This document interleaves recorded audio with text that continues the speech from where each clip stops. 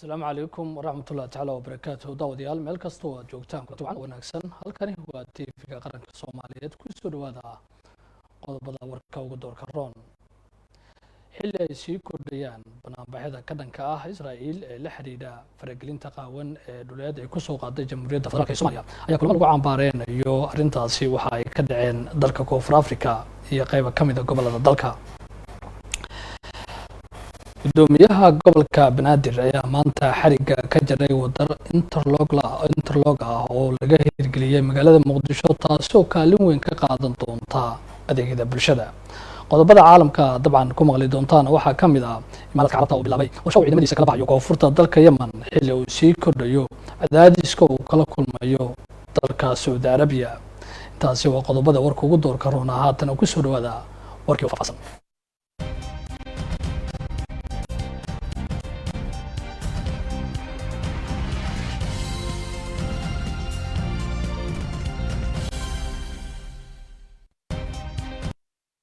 xilli ay dhawaan soo gabagabowday golihii doorashooyinkii golaha deegaanka isla markaasna soo bilowday diyaargarowgeedii sanad ka hor oo ay soo bilaabeen guddiga doorashooyinka iyo soodinta qaranka ayaa waxaa arrintaasi ka hadlay qaybo ka mid ah ururada siyaasadda iyagoo sheegeen in doorashooyinkii golaha deegaanka ee ka dhacay gobolkani Banaadir ay si habsami leh u dhaceen waa kan xubno ka mid ah ururada siyaasadda oo aragtidooda ka dhiibanaya geedigii aan soo bilownay horaantii sanadka oo aan ka soo bilownay diiwaangelinta ururada oo ku xijinay diiwaangelinta dadweynaha oo ku xijinay inaanu kaararkii daabacno oo ku xijinay kaararkii inaan bixino oo ilaahay noo fududeeyay in 25 bishan aan qabanay in dadkii Soomaaliyeed ee deganaa Banaadir gobolka Banaadir inay u dareeraan cod bixin si nabada in maanta oo bisha 30 ay tahay sanadku 2025 annagoo ay garbahayga taagan yihiin 20kii urur ee u tartamay inaan uga aaminay inaanu shaacino kuraastii 390 kursi ahayd ee 16 degmo gobolka Banaadir ahaa in urur walba uu ku qancay 100% kuraastuu ka helay iyo natiijadii aad iyo aad baan u faraxsanahay inaan joogno maanta goobtan tallaabada aadka u qiimaha badan u horseeday dalka Soomaaliya guud ahaan gaar ahaan caasimadda dalka Soomaaliya ee Muqdisho iyo gobolka Banaadir doorashadii dhacday waxay ahayd run ahaantii talaabo hore loo qaaday oo aad u qiimo badan oo horumar weyn u keenaysa dalkeena iyo dadkeena waxaan ogaanay maanta urur kasta ayba wixii uu ka helay kuraastuu ka helay golihii deegaanka ee 390ka anagoo ku qanacnay baan halka waxaan ku qabanaynaa shirkan jaraa'id oon uga marqaati kacayna doorashadii wanaagsaneed ee ka dhacday caasimadda Soomaaliya may mahad aqnaqeeye guddiga doorashooyinka may mahad aqnaqeeye shacabka Soomaaliyeed oo cabireen fikradiyo iyo mahad aqnaqee 56 sano kadib doorashooyinkii dhigi jireen 1969kii iyo gig mar lamaad Soomaaliya ka dhigay doorashadii dhacday 25kii inaan maanta resultigeedii ama miraheedii aan maanta halkan lagu soo bandhigay urur walba loo sheegay intuu helay ururadu ay saxiixeen warqadii ay runtii ay ku bogaadinayeen arkeen in ay doorashadu si xor iyo xalaal u dhacday ay nin walba ku sheegay runtii waxay noqotay wax aad u qiimo badan waa tii aynu inagoo dhan maragta ka ahayn oo aynu soo wada aragnay runtii waa waxa aad u qiimo badan waa horumar dalkeenu sameeyay hambaliyo weyn iska leh oo aan leeyahay waa cibaadaysateen guddiga doorashooyinka iyo shacabkii codeeyey iyo ciidamadii amniga sugayay aad bay u mahadsan yihiin doorashadii aan galnay oo ay hogaaminayeen guddiga doorashooyinka iyo soodimaha 25 December ilaahay baa ku mahadsan say noogu dhacday nabadgelyada iyo dib la'aanka noogu dhacday ilaahay baan ku mahadinaynaa inta waxay ahayd maalin weyn oo taariikhiya oo ay taariikh qorantay waxaa qorantay in dalka guud ahaan nabad yahay gaar ahaan magaalada Muqdisho waxaa kale qorantay in magaalada Muqdisho ay ka dhici karto ama ay dhici kartaba doorasho qof iyo coda waxaa qorantay in laga gudbi karo doorasho dadban iyo 4.5 waxa ilaahay mahadiis ah in ay si nabadgelyo ah oo wanaagsan oo midnimo ay noogu soo dhamaatay doorashadii golayaasha deegaanka ee gobolka Banaadir. Horta waxaan u hambaleynayaa guddiga doorashooyinka ee u dhabar adeegay arrintan si fiican u qabtay doorashadii. sidoo kale waxaan u hambaleynayaa ciidamada amniga ee u istaagay inay sugaan amniga qaranka. qaar runtii bilow ahayd oo aan looga horreynin oo 56 sano waddankan aysan doorasho ka dhicin oo la dhihi kara dadka maanta magaalada Muqdisho ku nool boqolkiiba in ka badan 90 aan islahay weligood doorasho meen arag inay intay soo bilaabaan ku dhiiradaan ay maanta halkan soo gaarsiiyaan aad baan ugu mahadcelinayaa Ilaahayna ha idinka abaalmariyo. waxaan rabaa maanta inaan u hambaliyeeyo shacabka Soomaaliyeed oo gacantooda ku doortay dadkii u shaqayn lahaa iskana wareejiyay dadkii loo soo magacaabi jiray.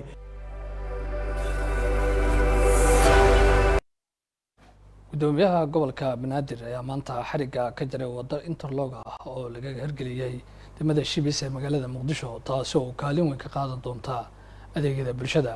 gudoomiyaha waxa uu sheegay in bulshada looga baahan yahay in ay ka shaqeeyaan nadaafadda wadooyinka. waxa uuna sheegay in wadadan ay tahay mid muhiim ah oo door weyn ka qaadan doonta adeega bulshada.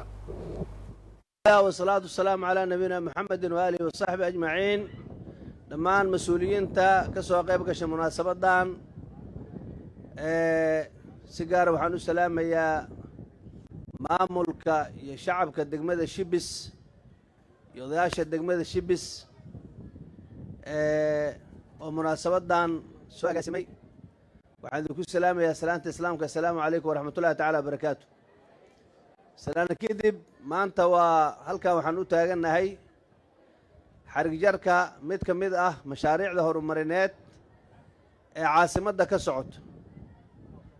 waxaan halkan ku xarig jirnay waddadii Nasiib Buunde qaybta degmada Shibis oo dhammaatay.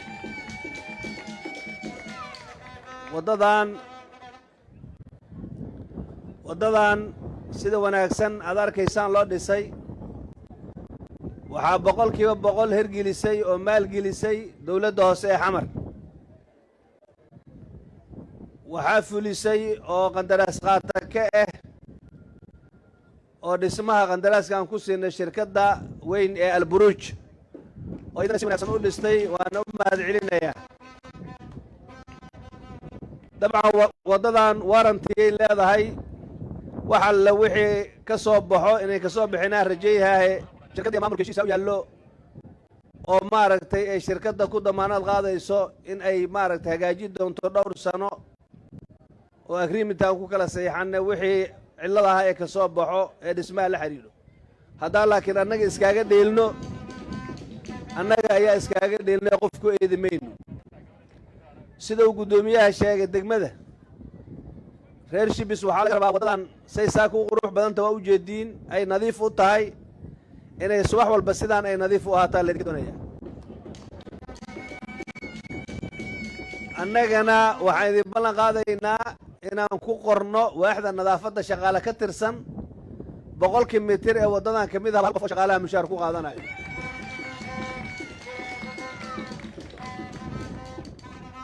waddo kasta ee soo kororto shaqaalaheediina waa soo kordhaya. laakiin waxaa la idinka rabaa idinkana guryahan dheerdheer oo quruxda badan inaana biyaha loogu soo duldaadin inaan qashinka la dhex dhigin. qof walba inay gurigeeda hortiisa qashinka ka qaadato oo aan nadaafaddii aan ka wada shaqayno. annaga sideennaba hadafkeenna wuxuu yahay Muqdisho inay noqoto magaalo nabdoon bilicsan leh kaabayaal dhaqaale iyo waddooyin dhisan oo nadiif ah inay yeelataan haddii la yidhaahdo. waxaan rabnaa magaalo leh xarumihii waxbarashadii xarumihii caafimaadkii leh oo wax walba ay u dhammaystir yihiin inay noqoto magaalada haddii la yidhaahdo. waxaan rajaynayaa dhismihii hadda wuu sii socdaa. waxaa noo sii socda qaybtii Boondheer ilaa warta nabadda inaan bil kadib ayadana aan xariga ka jari doono haddii Ilaahay yidhaahdo. sidoo kale shirkadda Alburuj waxaan ka rabaa inay si degdeg ah usbuuca soo socoto ay dhismaheedu u bilowdo waddada Xamarweyne via Roma oo idin aan hore ugu heshiinay inaad dhismahaas usbuuca soo socda bilowdaan rabnaa haddii la yidhaahdo. sidoo kale shirkadda kulmiya waxaan ka rabaa inay si degdeg ah u bilowday iyadana u dhammaystirto waddadii taagneed in muddo ah dhaqaale ku taagnaay awgeed laakiin dhaqaalahaas aan hadda usbuuc la soo dhaafay dowladda hoose xamar ay bixisay ay u dhammaystirtay waddadii Sheekh Cali Suufi ee xiriirka la lahayd waddada 26 Oktoobar ilaa Albaraka iyadana shaqadeedii usbuuc soo socday 22 dilayna waxaa mar dhow la socotaan in xariga laga jari doono haddii la yidhaha waddadii Buuluxubey tii debka iyo tii shaqaalaha oo iyadana shaqo wanaagsan ka socoto dhammaan waddooyinka degmada Shangaani ku yaalla kulligood dhismaa ka socota iyagana dhammaan dowladda hoose maalgelin oo hayso qandaraasyada waa bixinne waxaan rabnaa xamar insha allahu tacaala 2026 waddooyinka ugu dambeeya soddonka iyo warshadaha iyo jamhuuriya inaan u gudubno oo xamar wadda burbursan 2026 kadib inaan lagu arkin arrin haddii la yidhaahdo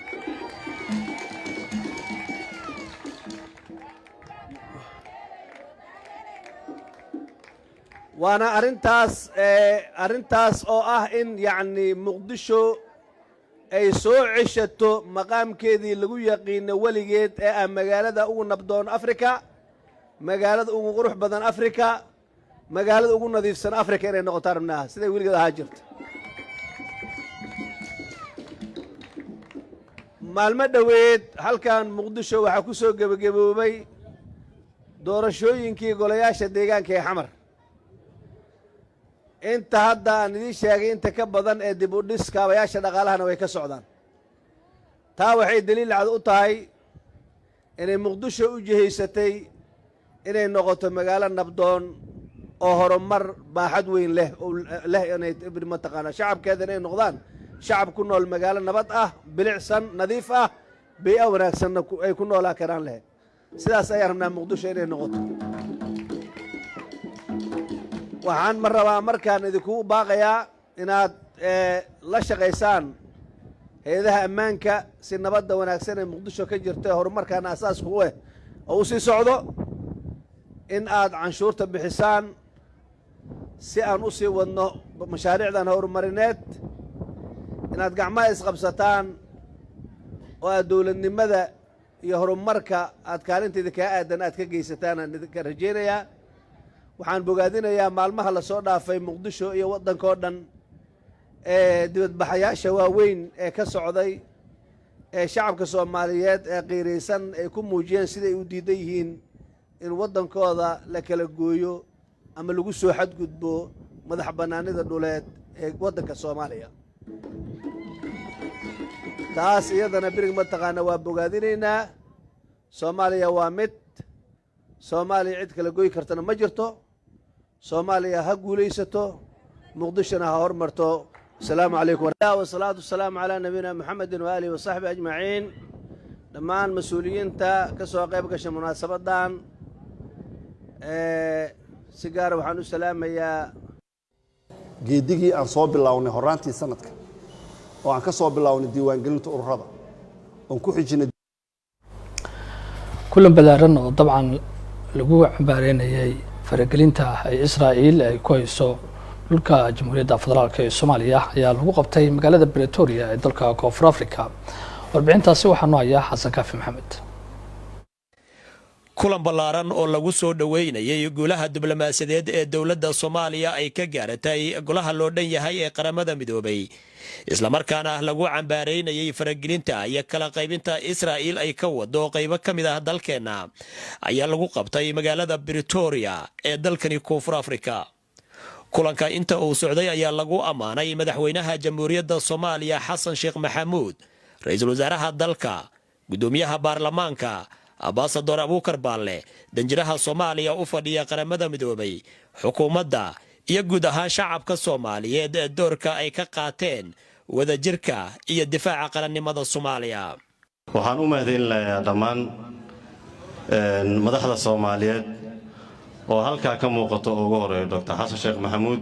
ra'iisul wasaare Xamza Cabdi Barre iyo mudane Aadan Madoobe juhdigii iyo dadaalkii ay ku bixiyeen inay iska celiyaan dulmiga ay yuhuudda gudaha Soomaaliya ku hesho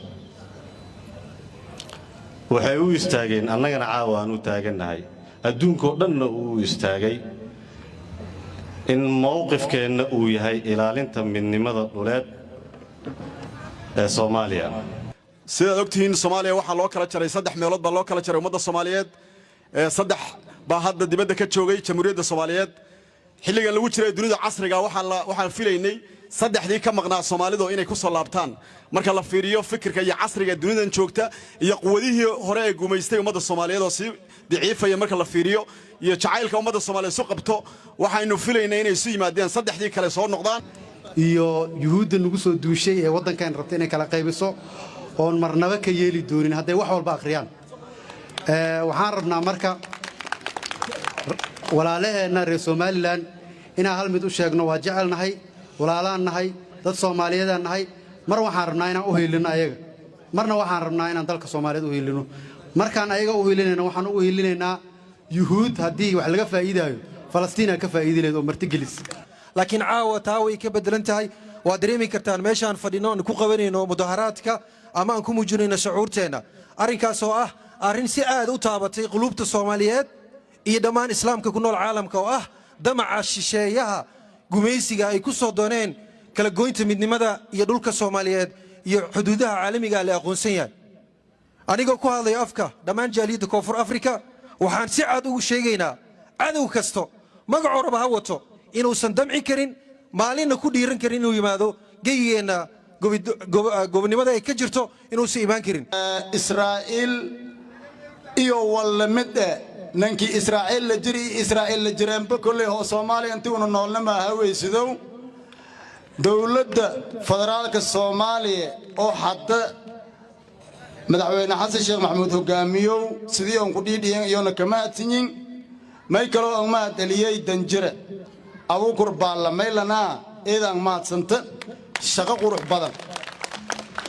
qurux badan shacabka Soomaaliyeed iyo ummadda Soomaaliyeed oo aad waajib hayti aan qobati waa isku imaadkii koobaad oo looga dheedhinayo arrinta dulmiga ah ee ka dhacday dalkeena hooyo ay ka sameeyeen yuhuuddu walaalayaal in yuhuud iyo Israa'iil sharaxaad laga bixiyo waxaan u malaynayaa inaysan aan u baahnayn intaasi kadib ayaa kulanka waxaa laga soo saaray bayaan dheer kaasi oo ku aadan in la qabto banaanbaxyo waaweyn oo looga soo horjeedo hadalkii ka soo yeeray Israa'iil ee ku aadanaa kala qaybinta dalkeena xasan kaafi maxamed shire warbaahinta qaranka Pretoria agaasimaha guud ee wasaaradda shaqada iyo arrimaha bulshada ayaa maanta tababar u soo xiray qaar ka mid ah dhalinyaro shaqo abuur loo sameeyay sida warbixintan uu ku eegayo wariyaha Cabdullaahi Maxudiin Codka munaasabadan ayaa shahaadooyin lagu guddoonsiinayay dhalinyaro loo tababaray sidii ay uga faa'iideysan lahaayeen suuqa shaqada waxaana ka soo qayb galay la taliyaasha xafiiska wasiirka wasaaradda shaqada iyo arrimaha bulshada agaasimaha guud ee wasaaradda shaqada iyo arrimaha bulshada agaasimayaasha waaxyaha iyo qaar ka mid ah shirkadaha bixiya maalgelinta iyo kuwa bixiya tababarka luqadaha iyo farsamada gacanta jaamacado iyo marti kale oo ay soo qaban qaabisa waaxda shaqo abuurka ee wasaaradda shaqada iyo arrimaha bulshada ayaa lagu qabtay magaalada Muqdisho agaasimaha waaxda shaqo abuurka ee wasaaradda shaqada iyo arrimaha bulshada Zakariya Cabdi Xaashi ayaa ka warbixiyay tababarkan iyo heerarka uu soo maray shaqada quruxda badneed oo aan soo wadnay aniga iyo tiimkayga wallow maanta uu naga maqan yahay la taliyaha laakiin waxaa jooga tiim kale oo hawsha aan isla wadnay waxaan dhahay inaan idinku wargelino barnaamijkan oo xafladan maanta aad arkaysaan ilaa 200 oo ruux oo dhalinyaro ah baa waxaan u sameynay tababar oo soft ah taas oo u sahlayso qaabkay shaqada ku heli lahaayeen dhalinyarada cadadda shaqaalaaliska tiraday ka badan yihiin laakiin mar walba wasaaradda waxyaalaha ugu ordaa waxay tahay maalinba in qayb laga qabto wixii la awoodo oo karaanka wasaaradda markaas ah oo markaas madaxda wasaaradda ugu horeeya agaasimaha guud oo mar walba aan iskala shaqeyno mas'uuliyiintii ka kala socotay qaar ka mid ah shirkadaha bixiya maalgelinta iyo kuwa tababarka luqadaha iyo farsamada iyo jaamacadaha ayaa sheegay inay diyaar u yihiin gacansiinta dhalinyarada Soomaaliyeed maalgelinaa dadka aan heli karin awood ay bangiyada kula xiriiraan waxaan bixinaa deymo portfolio kala duwan baan bixinaa meesha marka waxaan arkaa career path baan arkaynaa dad inta waxbarasho soo bilaabay waxaad mataqaanaa skills soo qaato harqaan iyo mechanic iyo shaqo soo bartay haddana soft skills qaatay labadaas waxa la isku yiraahdaa employment skills baa la isku yiraahdaa soft skills soo qaato time management iyo team work iyo muxuu ahay ethics iyo soo qaatay dadkan dad diyaarsan weeye markaa maanta shahaadooyinka la guddoonsiinaya ma aha oo keliya dhammaadka tababarka balse waa bilow fursad xirfad kasta oo la barto waa aalad lagu dhisayo mustaqbal oo sharaf lah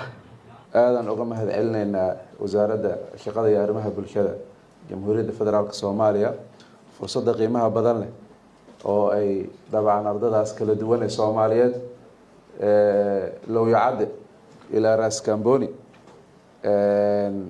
ku aftirsanay kana kala yimid in tababar noocaana la siiyo maanta adduunka wuxuu marayaa oo la isku wada waafaqsan yahay raasumaalka ugu muhiimsan dal uu leeyahay inuu yahay dadka iyo habka iyo hanaanka dadkaas loo dhiso raasumaalkii ahaa badda iyo xoolaha iyo beeraha iyo waxa waaye waa laga sii gudbaya waxa hadda la wada xaqiiqsaday dal wuxuu dad ku yahay dadkiisa taliyaha wasiirka wasaaradda shaqada iyo arrimaha bulshada Dr. Samina Xasan Shibis ayaa tilmaantay in gacansiinta dhalinyaradu ay tahay mid qayb ka qaadanaysa horumarka dalka runtii waxyaabo aniga ugu cusub waaye waaga anaga wax baranayna shaqo abuurka ma fikiri jirin anaga dawlad jirta dalka markaan wax baranno waa hubna inaan shaqo helayno mushaarku wuu yaraa laakiin shaqo lama raadin jirin laakiin maanta dadkii oo noo batay duruuf cusub oo timid adduunyadii oo isbedeshay ayaan joognaa agaasimaha guud ee wasaaradda shaqada iyo arrimaha bulshada Yuusuf Xasan Isaaq Yuusuf Wadani oo tababarka soo xiray ayaa kula dardaarmay dhalinyarada inay ka faa'iideystaan wixii ay barteen shaqo waxaa ka horeeya horta in lagu baro xirfadii shaqadu ku heli lahayd wadanka shaqo la'aan badan waa ka jirtaa dhalinyarada shaqo la'aan badan ay hayso laakiin shaqada jirtana waxay u baahan tahay xirfad lagu shaqeeyo wasaaradda shaqada mar walba waxay ka shaqeysaa inay isku xirto loo shaqeeyaha iyo shaqadoonka oo u dhaxayso muxuu ahaa in wasaaradda diyaariso dhammaan xirfadihii qofka shaqadoonka ahaa uu shaqo ku raadsan lahaa kay shaqada hayayna yacni shaqada uu soo bandhigi lahaa qofkii xirfadda yaqaanay wasaaradda shaqada iyo arrimaha bulshada ayaa dadaal ugu jirta sidii loo horumarin lahaa dhalinyarada shaqada xilli ay sii kordhayaan banaabaxyada ka dhanka ah faragelinta qaawan ee Israa'iil ay ku soo qaaday madaxbannaanida dhuleed ee Jamhuuriyadda Federaalka ee Soomaaliya ayaa banaanbax lagu cambaareynayo arrintaasi waxaa lagu qabtay degmada Ceeldheer ee gobolka Galgaduud sida warbixintan uu ku eegayo Maxamed Cabdullaahi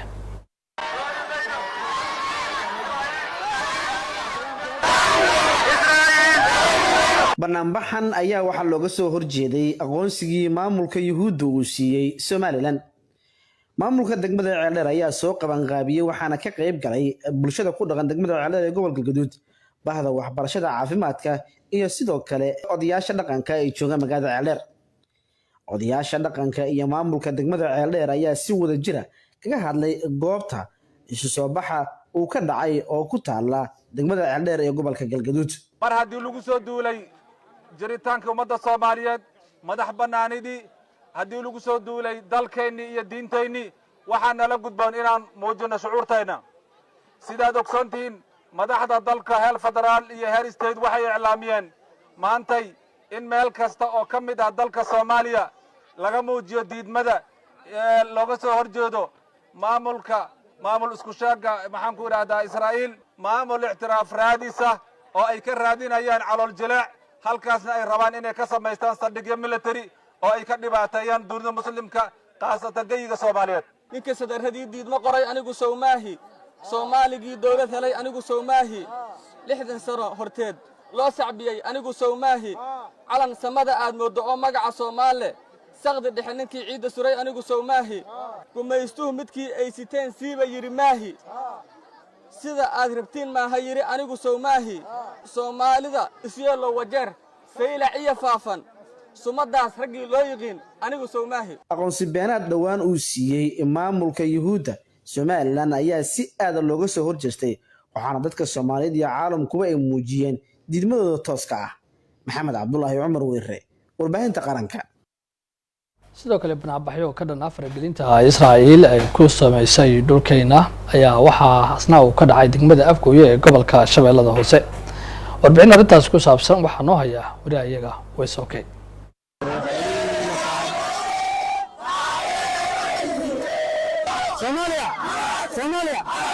degmada Afgooye ee gobolka Shabeellaha Hoose ayaa martigelisay banaanbax ballaaran oo loogu soo horjeedo faragelinta Israa'iil iyo xadgudubyada ay ka geysanayso dalkeena. banaanbaxa ayaa waxaa ka qayb galay qeybaha kala duwan ee bulshada, bahda waxbarashada, maamulka degmada iyo saraakiisha ciidamada. waxaa banaanbaxa hogaaminaya duqa magaalada Afgooye Cabdullaahi Cusmaan Hiraabe. dadka isu soo baxay ayaa muujiyay dareenkooda qarannimo iyo sida ay uga go'an tahay difaaca midnimada dalka, iyagoo si buuxda u taageeray go'aanka dowladda federaalka ee ku saabsan ilaalinta madaxbannaanida iyo midnimada qaranka. waxaana ugu horreyn goobta ka hadlay gudoomiyaha waxbarashada degmada Afgooye iyo qaar ka mid ah ku-xigeenada maamulka. waxaan shucuurteena u muujineynaa midnimada dalka Soomaaliya, marka waxaan diidaynaa faragelinta Israa'iil. marka Soomaaliya waxaan aad ugu soo horjeednaa mataqaanaa faragelinta Israa'iil, waxaan u doodaynaa midnimada. marka dhalinyaro idinkana waxay kula hadlayaan maadaama aad tihiin mustaqbalkii dalka, annaga maadaama aan da'nahay waxaan mustaqbalka u ilaalinaa waa idinka. marka la socda, marka dalkiina u dadaalo, wax u barta, u dhinta. ogolin ma ogolaan doono, marna nagama suurowdo inaan aqbalno kala go'a dalka Soomaaliyeed. Soomaaliya waa mid, waa hal diin, waa hal af, waa hal jinsiyad, waa annaga oo keliya. awoowayaashan iyo aabayaashan iyo dhammaan waxay u taagnaayeen midnimada Soomaaliya. yahuud ama Israa'iil adduunka meel ay ka degan tahay ma leh. dal islaameed ay naftirkeeda xoog ku haysataa, mana ka aqbaleen inay Soomaaliya kala qaybiso. Netanyahu anaa soo qabanaya, kuwi kala maqan kartiin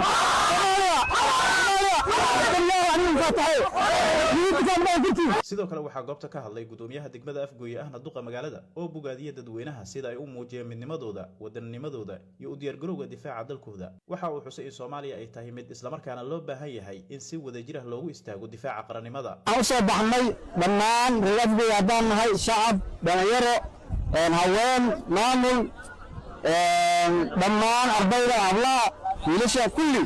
waxaan halkan u soo baxnay inaan muujino shucuurteenna oo ku aadan kala goynta, kala qoqobka, faragelinta shisheeye. Soomaaliya waa hal diin, waa hal far, waa hal jumhuuriyad, waa hal calan. waxaan leeyahay inaan ilaalsano midnimada qaranka. dhiigaa u soo daatay, awowayaashayna u soo dhintay, wax intaasoo sano ka hor awowayaashayna diideen inaan hadda aniga ogolaanno ma yeeleenno, mana yeeli doonno. marka waxaan leenahay Soomaaliya ha noolaato.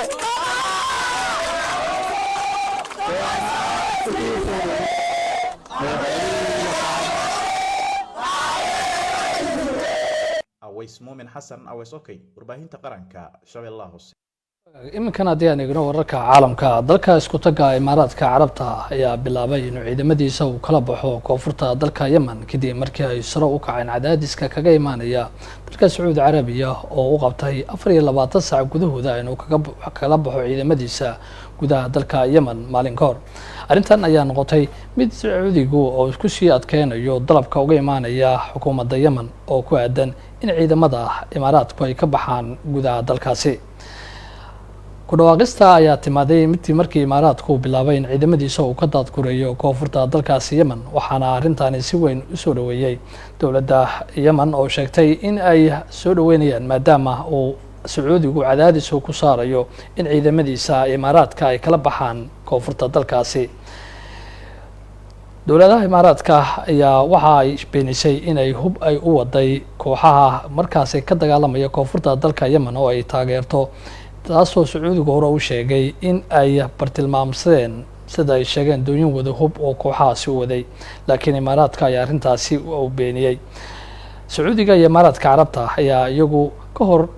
arrintan waxa ay xulufo ay ku hayeen kooxaha ay taageerto Iiraan ee markaasi ka dagaalama gudaha Yemen. hase yeeshee khilaafka labada dhinac u dhexeeya ayaa keenay in labada nidal ay kala fogaadaan, taasoo keentay in Sacuudigu amar u duldhigo Imaaraadka isla markaasna uu u sheego in ciidamadiisa uu kala baxo koonfurta dalkaasi Yemen. Imaaraadka ayaa bilaabay inuu daadgureeyo ciidamadiisa isla markaasina uu ka qaado